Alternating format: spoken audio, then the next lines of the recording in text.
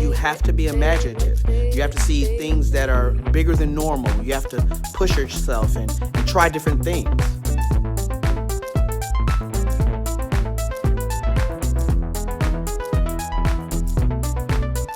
Stories about people in African American history that was able to achieve and the fortitude that rests inside of them. And that he told me that same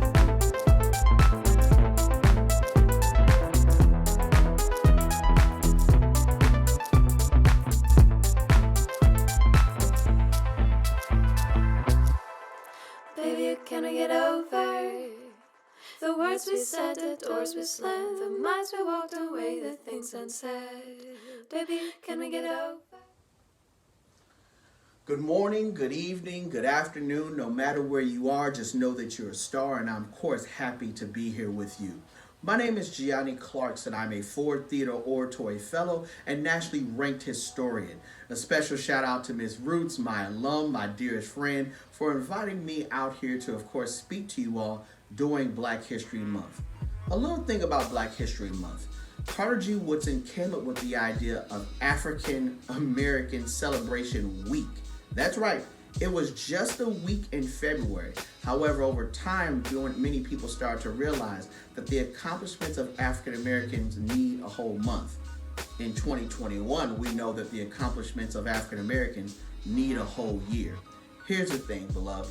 No matter what anyone says, the accomplishments of African Americans cannot be compressed into 1 month and 1 month alone.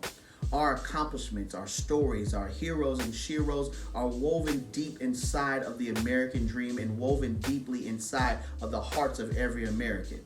There's not many places that you can turn and look and not see the influence of African American culture. Today, we're going to celebrate the influence of African American culture inside the pride of Donaldsonville, Louisiana. We're going to go down to the bottom of the map, or better yet, I'm going to travel down to the bottom of the map because I'm here in DC and you guys are enjoying way better weather than I am. And we're going to explore the story of an amazing doctor and understand this one most important thing, right? Your talents are not yours and yours alone. Your talents are not yours and yours alone. So come with me as we explore this amazing doctor, the pride of Donaldsonville, Louisiana. We'll catch a 1 hour and 7-minute flight from Washington, D.C., our nation's capital, to, of course, the city of Nashville, Tennessee, the home of one of my favorite HBCUs, not named Dillard University, but Fisk University. And that's where we'll begin our story. In the words of Dr. Alain Leroy Locke, welcome to the New Negro of 1902.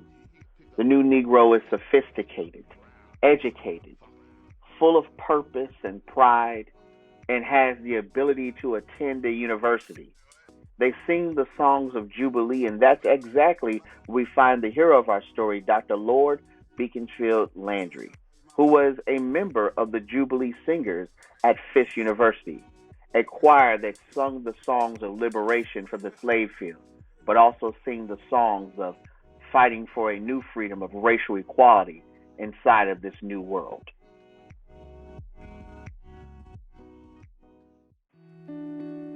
Dr. Landry decides to teach school after leaving Fisk University, and then in 1904 enrolls at Meharry Medical College.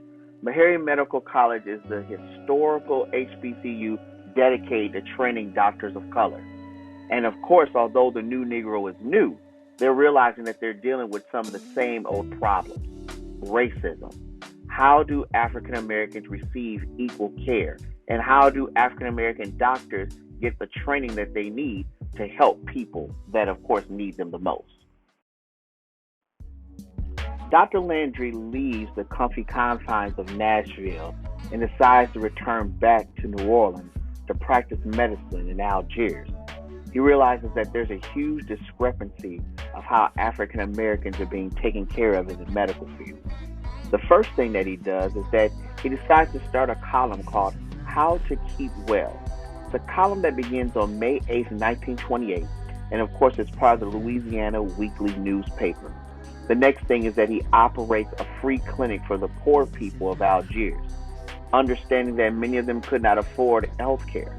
And these clinics help to motivate many African American doctors in Detroit, Chicago, and New York, realizing that just because you're poor doesn't mean that you don't deserve proper medical care.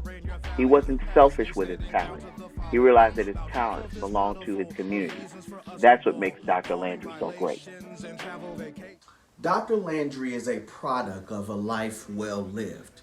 I mean, he joined a profession where people make a lot of money, and instead of taxing people who really needed him the most, he decided to give of himself and open up things that are free to help out many people who unfortunately could not help themselves.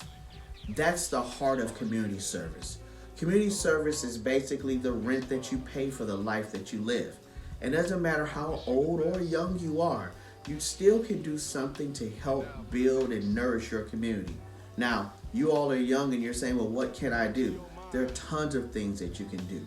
Whether it's helping an elderly neighbor or picking up around your park, that's the community service. That's what you pay in. That's how you use your talents for the overall good. Here's a phrase that I want to leave you all with. You ready? All right, hope you're listening. It goes like this. Life is a mirror of a king and a slave. It's just what you are and do. So give to the world the best that you have, and the best will come back to you. Dr. Landry gave the best of himself, and the best came back to him. Tons of things are named after him in the area. He didn't do it for that reason. He did it because he was not selfish with his talent. My name is Gianni Clarkson. Good morning, good afternoon, good evening, wherever you are. Just know that you're a star. I'm humbled by your presence. Thank you so much for listening, and I hope that you enjoyed this. Happy Black History Month. Happy to be Black 365.